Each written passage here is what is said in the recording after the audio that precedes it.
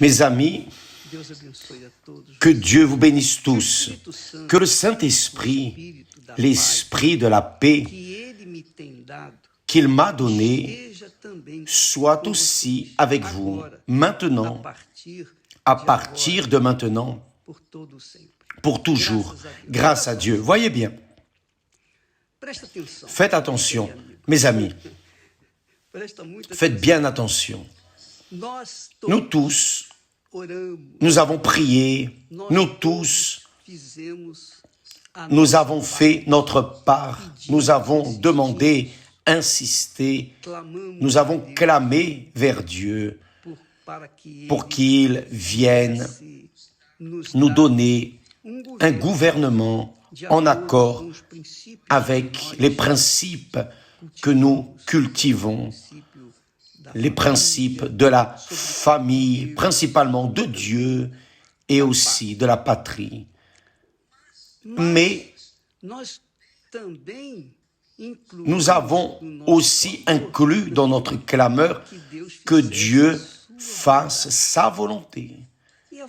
Et sa volonté a été faite grâce à Dieu. Grâce à Dieu, en tout, rendez grâce. Vous n'allez pas perdre votre paix à cause de la politique. Vous n'allez pas perdre votre paix à cause de rien dans ce monde, parce que cette paix est permanente. Si nous maintenons notre tête, notre esprit, notre intelligence, notre capacité de raisonner en accord avec la parole de Dieu. Donc, voyez bien le texte que Dieu nous a donné. Il dit ainsi, là dans sa parole, à travers le prophète Habakkuk, il dit, « Car le figuier ne fleurira pas,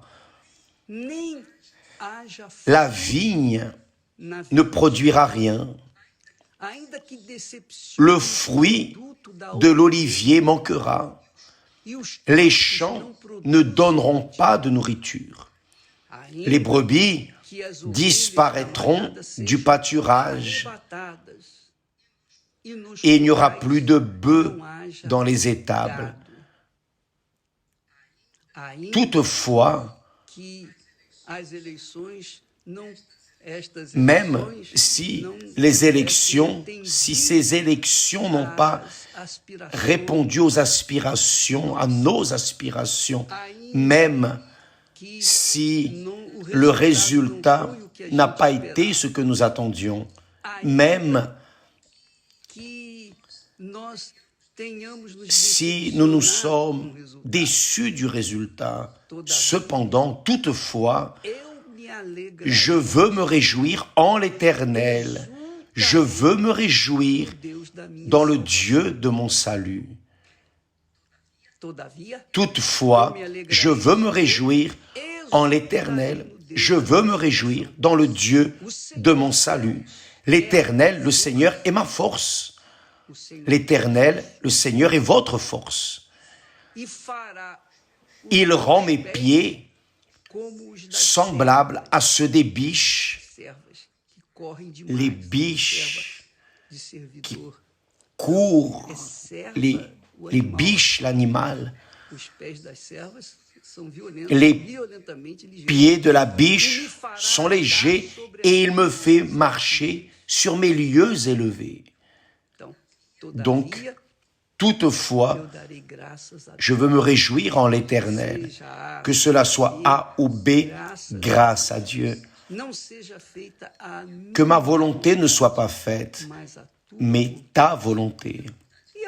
Et sa volonté a été faite, et nous allons voir cela au fil du temps, parce que il connaît toutes choses.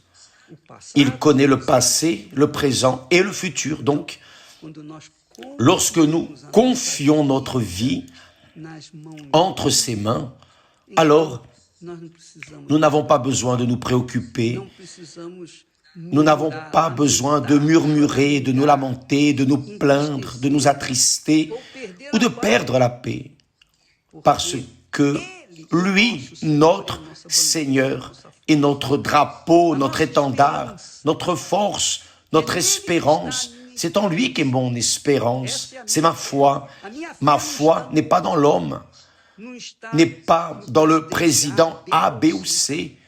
Ma foi n'est pas dans les personnes. Ma foi n'est pas dans ma famille. Ma foi n'est pas dans ma personne. Ma foi est dans la parole de Dieu. Cette parole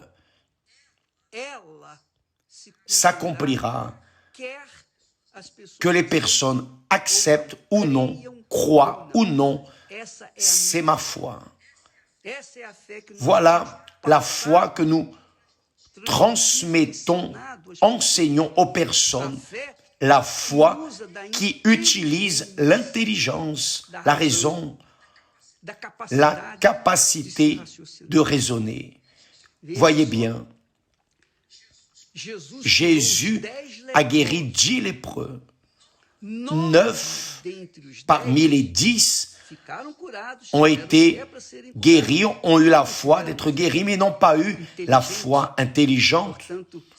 Donc, ils ont reçu la bénédiction et ils ont continué leur chemin. Mais le seul qui est revenu, celui-ci a été sage. Il est retourné pour remercier et reconnaître la source de son salut.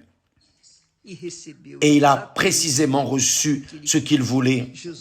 Jésus lui a dit, « Va, ta foi t'a sauvé. » Mes amis, c'est la foi qui doit diriger la vie de chacun d'entre nous. Ce n'est pas la foi en tel ou un tel. Ce n'est pas la foi dans l'église A, B ou C. Ce n'est pas la foi dans la religion A, B ou C. Non, c'est la foi dans la parole de Dieu. La parole de Dieu. La parole de Dieu, c'est Dieu qui parle. Et sa parole d'honneur. Donc, son honneur est là, écrit pour celui qui veut croire. Celui qui veut croire dans l'honneur de Dieu croit en lui. Qui ne croit pas, patience, mais qui croit est sauvé. Qui ne croit pas, comme c'est arrivé aux 9 lépreux, ils ont été guéris. Ils ont eu la foi d'être guéris, mais ils n'ont pas eu la foi pour continuer. Et notre foi intelligente dit, retourne et remercie celui qui t'a exaucé. C'est ainsi que vous devez diriger votre vie. Qui a sauvé votre âme?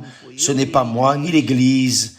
C'est le Seigneur Jésus-Christ dans la personne du Saint-Esprit. Le Saint-Esprit est l'esprit de la foi, l'esprit de la paix, c'est l'esprit de la vie, c'est le souffle de la vie, c'est l'essence de Dieu.